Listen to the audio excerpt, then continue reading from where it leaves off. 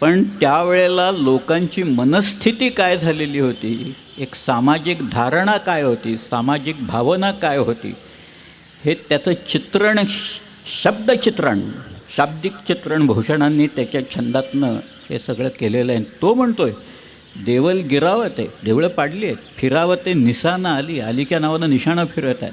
ऐसे डुबे राव राणे सभी गये लपकी, राव राणे सगळे पळून गेलेत, लपून बसलेले आहेत. गौरा गणपती आप, तो म्हणतो अरे गौरी आणि गणपती तुम्ही विघ्नहर्त्या देवता ना, तुमची वेळ येता तुम्ही कुठं लपून बसलाय असं म्हणतोय. गौरा गणपती आप औरन को देत ताप, आपुनीही बार आप मारी गये दबकी. पीरा पैगंबरा दिगंबरा दिखाई देत, सिद्ध की सिद्धाई गई रही बात रब की. काशी हो की कला गई, काशीला अवकाळा आली. मथुरा मसीद बाई, मथुरेची मशीद झाली. गर शिवाजी न होत सुन्नत होत सबकी. हे उत्तर प्रदेशमधल्या त्यावेळेच्या लोकांना कळलेलं होतं. त्यावेळेचे उत्तरेतनं लोक इथं येऊन इथल्या राजांच्याबद्दल कवनं रचत होते. आता काय करतायत उत्तरेतनं इथं येऊन लोक बघा सगळे काय. आम्हालाच कवनं रचावी लागत आहेत त्यांच्यावर, सगळ्या त्यांच्या कर्तृत्वावर. पण भूषण हा एक जिंदादिल कवी आहे हो त्यावेळेचा, मोठा कवी आहे तो, त्याला महाकवी म्हटले. हिंदीचा जो काळ आहे त्याला रीतिकाल आहे त्यावेळेचा. रीतिकाल म्हणजे शृंगारिक ज्या वेळेला कविता होत असत, सगळे कवी शृंगाराकडे वळलेले होते. देवदेवतांच्यापासून शृंगाराची वर्णनं लोकांनी केलेली आहेत. अशा वेळेला एक कवी वीररसावर कविता करतो, हाच एक मोठा पायंडा या भूषणाने तिथं उत्तर प्रदेशमध्ये पाडला. आणि तो आपल्याकडे आला, तो हे सांगतो आहे सगळं की शिवाजी महाराज आहेत म्हणून आणि होते, नाहीतर एव्हाना सगळ्यांची सुनता झाली असते. हे आत्ताचं मी सांगत नाही आहे, त्यांनीच लिहून ठेवलं आहे, ते मी सांगतो आहे तुम्हाला. नाही तर लोक म्हणा की तुम्हीच सांगताय काहीतरी केलं, मला कुठलं काय जमणार आहे असलं काव्य बिव्य रचायला, मला नाही जमणार ते. त्या भूषणाने हे सगळं लिहून ठेवलेलं तिथं का, त्याचं तुम्ही अख्खं भूषणाचं काव्य वाचा. ते केवळ छत्रपती शिवाजी महाराज, छत्रपती शिवाजी महाराजांचं हिंदुत्व, शिवाजी महाराजांनी हिंदुत्व कसं टिकवलं, शिवाजीराजांनी जानव्याचं रक्षण कसं केलं, याच्यावरच अवलंबून आहे. वेदांचं रक्षण शिवाजी महाराजांनीच केलं असं सांगणारा पहिला माणूस भूषण आहे त्यावेळेस. आश्चर्य वाटेल, पण वेदांचं रक्षण केलं शिवाजीराजांनी. वेद राखे विनीत, पुराण प्रसिद्ध राख्यो, प्रसिद्ध पुराणांचं रक्षण केलं. राम नाम राख्यो अति रसना सुधर्मे, रामनामाचं जिव्हेवर रक्षण केलं, मुखात रामनामाचं रक्षण केलं असं तो म्हणतोय. वेद राखे विनीत, पुराण प्रसिद्ध राख्यो, राम नाम राख्यो अति रसना सुधर्मे. हिंदुन की चोटी रोटी राखी है सिपाहन की, कंधे में जनेऊ राख्यो, माला राखी गरमे. मीडी राखी मुगल, मुगल घाबरले सगळे असं म्हणतोय तो. मीडी राखी मुगल, मरोडी राखे बादशाह, बादशाही घाबरून बसला. बैरी पिसी राखे, वरदान राख्यो कर्मे. शेवटची ओळ नितांत सुंदर आहे, त्याच्यातच सार आहे. शिवचरित्राचं सार तुम्ही म्हटलं तरी चालेल. राजन की हद राखी, तू तुझ्या राज्याच्या सरहद्दींचं रक्षण केलंस. राजन की हद राखी, कशाच्या जोरावर? तलवारीच्या बळावर, शस्त्राच्या बळावर. राजन की हद राखी तेग बल शिवराय, देव राखे देवल स्वधर्म राख्यो घर में.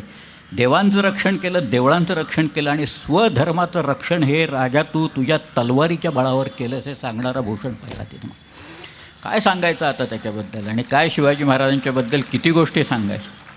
उत्तरेतल्या लोकांना आकलन झालं, ते आमच्या लोकांना इथं होत नाही अशी परिस्थिती आहे तिथं. अरे सांगा ना, मी जिथं जिथं गेलो, शिवाजी महाराजांची ओळख भारतातल्या इतर प्रदेशातनं काही ठिकाणी जरी लुटारू म्हणून होत असली तरी शिवाजीराजांनी हिंदूंचं रक्षण केलं हे मात्र लोकांना माहिती आहे, फार आसामपर्यंत. मला आठवतं आहे एक आसाममध्ये कॉन्फरन्स आमची होती, डीलर्स कॉन्फरन्स. ती झाल्याच्या नंतर मी प्रश्न विचारला, does anybody know mister Suryakumar Bhuyan, SK Bhuyan कोणाला माहिती आहेत का? एक माणूस धावत पुढं आला आणि मला म्हणाला, mister Bedekar, why do you want mister SK Bhuyan? म्हटलं, he has written one article which has been published in our periodical, and title of that article is Shivaji from Assamese Documents. आसामी कागदपत्रातनं शिवाजी महाराज असं ते गोष्ट. तर म्हणाला, sir you are the first person in last 30 years who has asked me this question. म्हणाला, S K Bhuyan is no more unfortunately, but fortunately you are standing right in front of his son. I am his son. म्हणाला, चला घरी आत.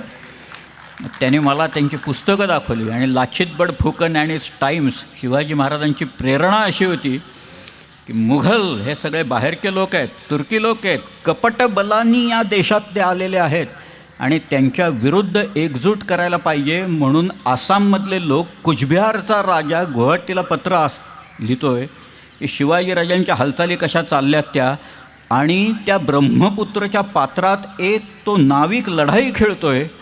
Battle of सराई घाट म्हणतात, अश्वक्लांत, इटाखोली आणि गुवाहाटी त्याच्यात, आणि तो जिंकतो. त्याची प्रेरणा शिवाजी महाराज आहेत असं लिहून ठेवलं आहे त्यांनी तिथे. त्याचं काय कुठं जावं तिथं मला माझंच कौतुक करायचे, मलाच लोक हार घालायचे त्यावेळेला. तिथे लोकांनी हार मलाच घातला. अरे म्हटलं मला घालू नका. ते म्हणाले, जर का राजा नसते तर काय झालं असतं हे सगळ्यांना माहिती आहे म्हणाले. ते म्हणतात ते अगदी बरोबर आहे. सगळ्या ऐक्यात भूषणाचे तर छंदचे छंद आहेत, सगळ्या ऐक्यातनं आले. प्रार्थना करतोय तो या शिवाजीला यश दे, यश दे, यश दे असं कायम तो म्हणत आलेला आहे त्याच्यात. परंतु पोर्चुगीज लोक अत्याचाराच्या बाबतीत तयार होते. मुघलांनी जसे अत्याचार केले तसेच पोर्तुगीज लोकांनी सुद्धा इथं भरपूर अत्याचार पोर्चुगीज लोकांनी केलेले. सगळ्यांनी केले आमच्यावर अत्याचार, कुणी केले नाहीत. सिद्ध्यांनी अत्याचार केले, पोर्चुगीजांनी केले, इंग्रजांनी सुद्धा केले, त्याच्यात निजामशाहीने केले. त्यातल्या त्यात निजामशाही थोडीफार बरी होती. तिथं शहाजीराजांनी शेवटी चालवली ती स्वतः.